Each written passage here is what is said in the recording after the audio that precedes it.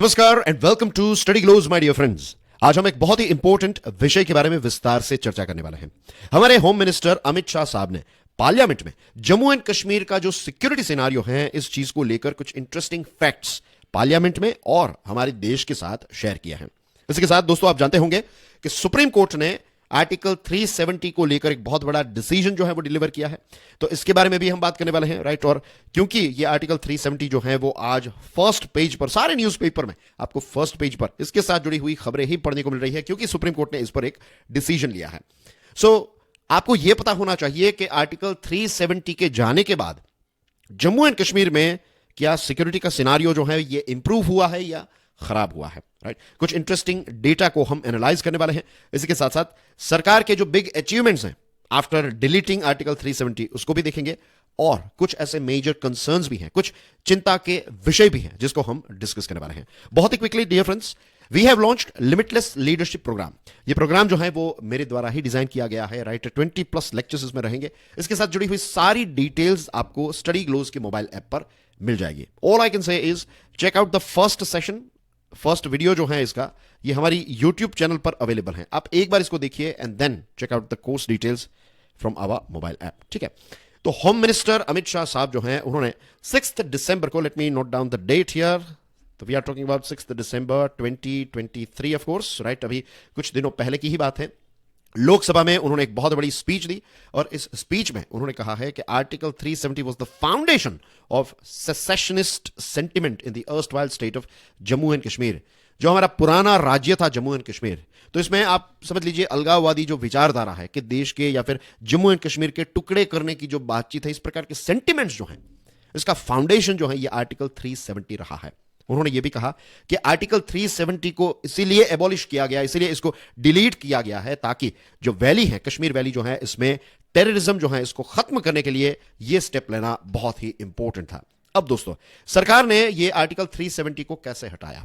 Jammu and Kashmir reorganisation act, अगस्त 2019 में सरकार ने, मोदी सरकार ने पार्लियामेंट में ये लॉ जो है ये पास किया, जिसका नाम है Jammu and Kashmir reorganisation act, and it played a very very important role. ये बताया जाता है कि मोदी सरकार का, अगर आप देखेंगे, सबसे बड़ा डिसीजन अगर कोई है तो that is this one, right. के ये एक लंबे समय से ये चीज जो है वो चली आ रही थी। आर्टिकल 370 को हटाने की बात हो रही थी, बहुत सारी सरकारों ने कोशिश की, लेकिन इसको कोई टच नहीं कर पा रहा था। It was more like invincible, कि इसको कभी हटाया ही नहीं जा सकता। और ऑपोजिशन वाले, खास करके जो जम्मू एंड कश्मीर में ऐसे लोग हैं जो ऐसी विचारधारा रखते हैं कि देश के टुकड़े होने चाहिए, या फिर जम्मू एंड कश्मीर जो है उसका एक टुकड़ा हो जाना चाहिए, वो पाकिस्तान के साथ मर्ज हो जाना चाहिए, थिंग्स लाइक दैट। तो इस प्रकार की विचारधारा रखने वाले लोग तो ये कॉन्फिडेंस में चल रहे थे कि सरकार जो है वो कभी भी इतनी हिम्मत नहीं दिखाएगी कि वो 370 को टच करे। लेकिन सरकार ने ऐसा कर दिया। Jammu and Kashmir reorganisation act जो है, इसने दो चीजों को डिलीट किया। एक तो है आर्टिकल 370 और दूसरा है आर्टिकल 35A।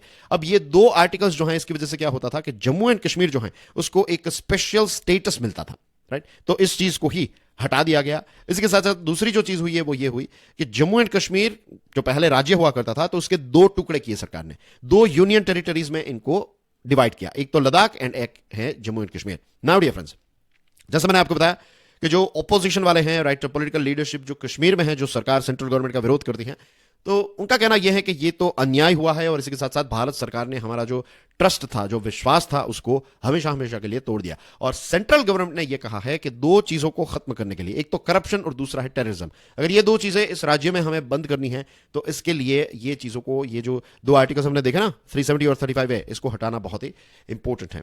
और ये जो नया लॉ सरकार लेकर आई, सरकार ने जो नए चेंजेस किए, तो इसमें पहले ऐसा था कि अगर लेट्स से आप भारत के ही सिटीजन हैं तो आप जम्मू एंड कश्मीर में जमीन नहीं खरीद सकते, राइट, आप वहां के लोकल नहीं बन सकते, राइट, क्योंकि इस प्रकार के रूल्स जो हैं वो स्पेशल स्टेटस था, तो ये सारी चीजें थी।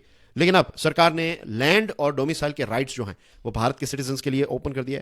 और इसकी वजह से क्या हुआ कि कश्मीर में बहुत सारे जो आउटसाइडर्स जिनको हम कहते हैं, लेकिन at the end of the day we are people of the same country, लेकिन आप आउट स्टेट के जो लोग हम कहते हैं ना, तो ऐसे दूसरे राज्यों के लोग जो हैं वो यहां पर सेटल भी होने लगे, और इसके साथ वो यहां पर जमीन भी खरीद सकते हैं और प्रॉपर्टी जो है वो भी परचेज कर सकते हैं। तो ये कुछ बड़े बदलाव जो हैं वो इस Jammu and Kashmir reorganisation act की वजह से आए। आई एम श्योर आप जानते होंगे, लेकिन I have to add this thing here, जो लोग इस बात को नहीं जानते, I have to add here कि सुप्रीम कोर्ट ने जो डिसीजन लिया है, सुप्रीम कोर्ट की जो कॉन्स्टिट्यूशनल बेंच है, 5 जज इसमें बैठे थे और चीफ जस्टिस ऑफ इंडिया भी इसमें शामिल थे। इन 5 जजों में से एक सीजेआई थे हमारे। तो जो लेटेस्ट जजमेंट आया है सुप्रीम कोर्ट का वो ये आया है कि सरकार ने जो डिसीजन लिया वो बराबर लिया है डिसीजन, राइट। ये 370 को हटाकर या फिर इसको हटाने की जो प्रोसेस है उस पर भी सुप्रीम कोर्ट ने यह बताया है कि सरकार ने जो डिसीजन लिया वो बराबर है। तो बेसिकली सरकार ने Jammu and Kashmir reorganisation act जो है इसको अपहोल्ड किया है। अपहोल्ड का मतलब होता है कि इसको ओके कहा है, ठीक है। तो ये एक क्लैरिफिकेशन होना बहुत ही जरूरी है। कई बार क्या होता है, अपहोल्ड में से कंफ्यूजन क्रिएट होती है कि अपहोल्ड यानी कि इसको होल्ड पर रखा है। नो, होल्ड पर नहीं रखा, इसको ग्रीन सिग्नल दे दिया, ठीक है। नाउ डेटा के बारे में डेटा देखते हैं, इंटरेस्टिंग फैक्ट्स एंड फिगर्स पर एक नजर घुमाते हैं। सेंट्रल गवर्नमेंट ने यह बताया कि सरकार ने कुछ स्ट्रिक्ट एक्शंस लिए हैं। फॉर एग्जांपल, एक बहुत बड़ी तादाद में कश्मीर में सिक्योरिटी फोर्सेस को डिप्लॉय किया गया। इसके साथ साथ नेशनल इन्वेस्टिगेशन एजेंसी जो है उसने भी धड़ाधड़ एक्शंस लेना जो है वो स्टार्ट कर दिया। और इसकी वजह से जो सबसे बड़ा रिजल्ट हमें देखने को मिला दैट इज कि स्टोन पेल्टिंग के जो केसेस हैं उसका आंकड़ा जबरदस्त तरीके से ड्रॉप हुआ। टेरर के इंसिडेंट्स जो हैं उसमें भी एक गिरावट जो है वो देखने को मिली है। तो दिस इटसेल्फ इंडिकेट्स कि 370 के जाने के बाद सिक्योरिटी सिनारियो जो है वो काफी ज्यादा इंप्रूव हुआ है। लेकिन हम यहां पर अपनी बात जो है उसको एंड नहीं कर रहे हैं। होम मिनिस्टर साहब ने जो आंकड़े दिए हैं उस पर एक नजर घुमाते हैं। जब यूपीए की सरकार थी 2004 से लेकर 2014 के बीच में, तो ये 10 साल का जो पीरियड था उसको एनडीए का 2014 से लेकर 2023 का जो पीरियड है इसके साथ उन्होंने कंपेयर करते हुए ये कहा कि यूपीए के समय पे जो टेररिज्म था उसके कंपैरिजन में ये जो एनडीए का समय है तो उसमें 70% ड्रॉप जो है टेररिस्ट एक्ट में, टेररिज्म में 70% ड्रॉप देखने को मिला। सिविलियंस की मृत्यु की बात करें तो इसमें 72% जितना ड्रॉप देखने को मिला, ठीक है। और सिक्योरिटी पर्सनल जो है हमारे, उनकी मृत्यु की बात करें तो उसमें 59% जितना ड्रॉप देखने को मिला। तो ये कुछ बड़े अचीवमेंट्स भी आप कह सकते हैं, right. This are some good things about removing 370। और उसके बाद एक बड़ी क्वांटिटी में जैसे मैंने देखा कि हमारी सिक्योरिटी टीम्स जो है उनको वहां पर डिप्लॉय किया गया, एनआईओ को एक्टिव किया गया है। मिनिस्ट्री ऑफ होम अफेयर्स ने 2021 का जो डेटा है वो शेयर किया और ये बताया कि जनवरी और जुलाई, ये जो आप पकड़ लीजिए 6 महीने 6-7 महीने का जो टाइम है 2019 का, तो इसमें स्टोन पेल्टिंग के केसेस जो हैं वो 618 देखने को मिले थे, राइट। अब देखिए जनवरी से जुलाई की बात हो रही है, राइट। और अगस्त 2019 में, right, this is the reason कि मैंने वो डेट आपके साथ शेयर की। अगस्त 19 में ये 370 को हटाया गया। तो उसके बाद अगर आप देखेंगे तो सेम पीरियड में, ये जो जनवरी से जुलाई वाला पीरियड है 2020 का, तो इसमें 618 पहले केसेस होते थे, 222 हो गए। और 2021 में ये आंकड़ा ड्रॉप होकर डबल डिजिट में आ गया, 76 cases only, right. Injuries to security personnel की बात करें, इसमें भी एक जबरदस्त गिरावट हमें देखने को मिल रही है। सेम पीरियड 64 और यहां पर 2021 में सिर्फ 10 इंजरीज जो है वो देखने को मिली है। सिविलियंस को इंजरीज की बात करें, खास करके पैलेट गन्स और बैटन चार्ज की वजह से सिविलियंस जो है उनको इंजरीज हुआ करती थी। तो ये एक्ट हटाई, उससे पहले 339 सिविलियंस जो हैं उनको इंजरीज हुई थी। और 2021 में आप देखिए सेम पीरियड 2021 सिर्फ 25 केसेस जो हैं वो देखने को मिले। So the data is speaking for itself. Big achievements की बात करें तो जम्मू एंड कश्मीर का जो एडमिनिस्ट्रेशन है उसका जो डेटा हमारे पास आया है, डेटा कलेक्शन सिंस 2022, राइट। तो ये डेटा क्या कहता है कि स्टोन पेल्टिंग के केसेस जो है उसमें एक जबरदस्त गिरावट हमें देखने को मिली है। और ओवरऑल लॉ एंड ऑर्डर का डेटा जो बेसिकली ये स्टोन पेल्टिंग को भी कवर कर लेता है, तो इसमें यह देखने को मिला कि 2022 में सिर्फ 20 ऐसे इंसिडेंट्स जो हैं वो हमें जम्मू एंड कश्मीर में देखने को मिले।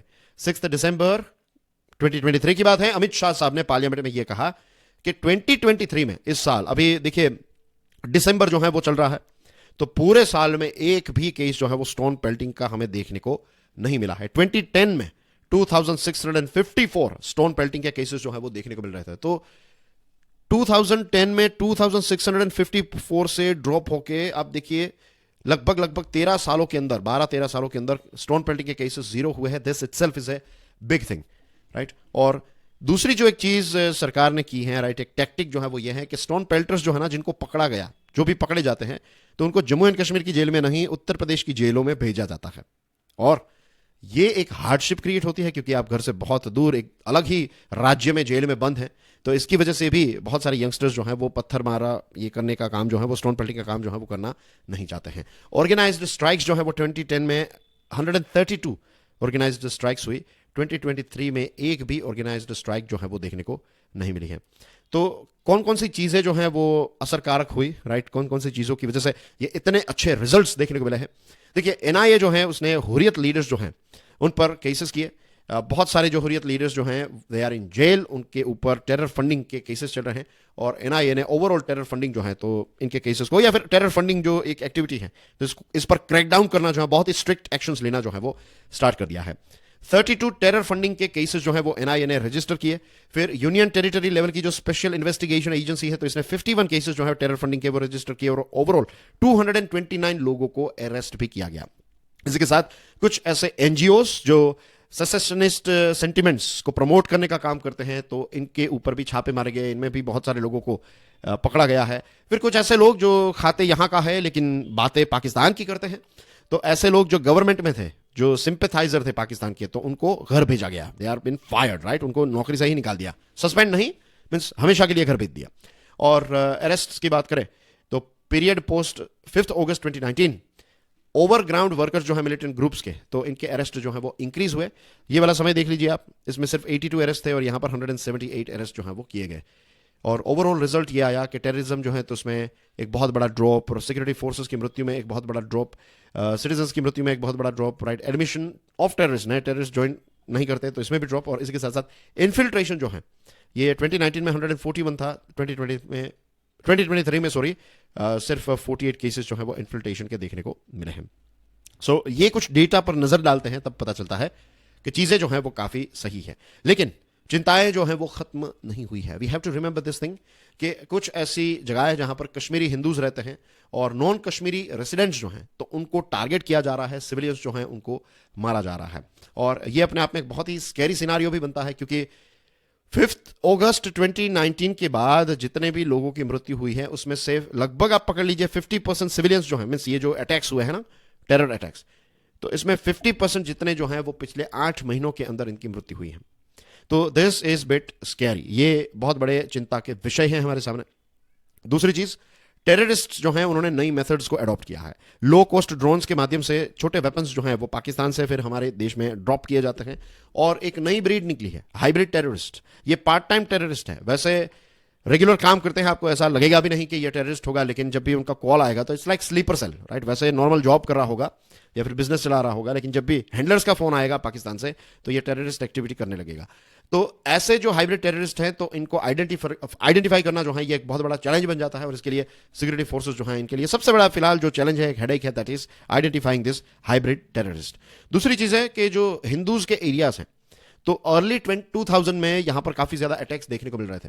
अब 2021 में जम्मू एंड कश्मीर की जो पुलिस है उन्होंने 20 मिलिटेंट्स को गिरफ्तार किया, और आईडीज जो है उनको मींस रिकवर किया गया इनसे, ये 20 मिलिटेंट से, और ये सारे के सारे आईडीज जो हैं वो इनका इस्तेमाल वो हिंदू एरियाज में करने वाले थे। 2022 में भी हमें ये चीज देखने को मिली कि जो हिंदू एरियाज है, खास करके हिंदू सिविलियंस जो जम्मू में रहते हैं, तो वहां पर बहुत सारे लोगों की हत्या की गई, और जम्मू बॉर्डर जो है यहां पर भी इन्फिल्ट्रेशन और गन फाइट जो है आर्मी के साथ काफी ज्यादा हमें देखने को मिल रही है। डजन जितने हमारे आर्म्ड फोर्सेस के पर्सोनल जो है वो शहीद हो गए, और आज भी अटैकर्स जो है वो हमारे हाथ नहीं लगे हैं। वैसे होम मिनिस्टर अमित शाह साहब ने अपनी जो स्पीच थी 6 दिसंबर 2023 की, तो इस स्पीच में उन्होंने ये कहा है कि 0 टेरर प्लान जो है उसको एक्टिव किया गया है, और 3 सालों के अंदर यानी कि 2026 तक ये 100% इंप्लीमेंटेशन में आ जाएगा।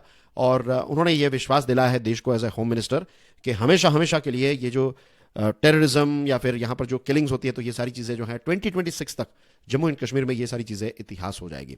सो लेट्स होप कि ऐसा ही हो, right, we want peace in our Jammu and Kashmir, and that's basically everything in today's discussion dear friends. ये जो कोर्स मैं आपको बता रहा था, limitless leadership, right, it will unlock your leadership potential.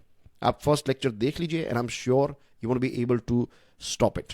आपको बहुत सारी नई चीजें जो हैं वो जानने को मिलेगी सिर्फ फर्स्ट सेशन में, और अभी तो बहुत सारे सेशंस जो हैं वो आने वाले हैं। तो ज्वाइन कर लीजिए आज से ही, अवेल दिस कोर्स।